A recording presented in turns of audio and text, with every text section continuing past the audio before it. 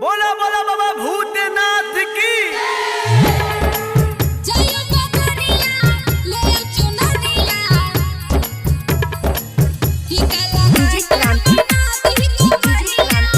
माँ वैष्णवी फिल्म्स की शानदार प्रस्तुति। हाँ चलो ये भौजी देवघर नगरिया।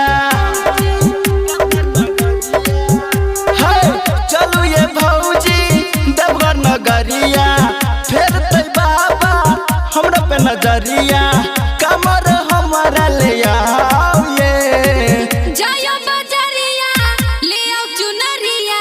टीका लगा के हम बना दी कवरिया।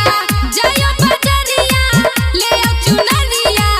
टीका लगा के हम बना दी कवरिया। जाया बजरिया ले आओ चुनरिया। जाया बजरिया डीजे चुनरिया। टीका लगा के हम बना दी कवरिया। हाँ बाबा के महिमा महान छै। कहते ह दूर ह धाम छै।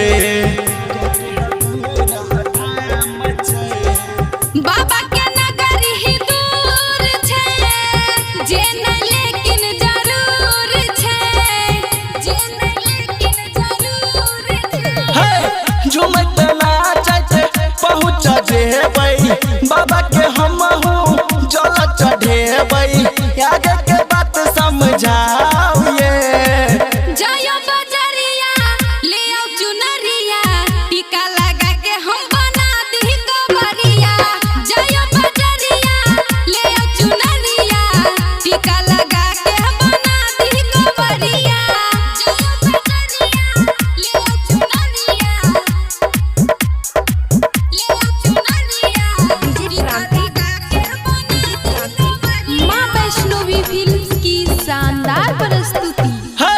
रिम झिम बरस हिसाबन छै। लागै कहते सुहावन छै। जे किया देव घरिया बहि छै। बाबा के दर्शन पाबै छै। टीका लगा के बना दी कवरिया। डीजे पे कमरिया कमर हिलाबै। दीपक मैथिली गान के सुनाबै। आगे के बात बतलाओ ये। जाया बजरिया ले आओ चुनरिया। टीका लगा के हम बना दी कवरिया। जाया बजरिया ले आओ चुनरिया। टीका लगा के हम बना दी कवरिया। चलो ये भौजी देवघर नगरिया। चलो ये भौजी देवघर नगरिया। फिर ते बाबा हमरा पे नजरिया।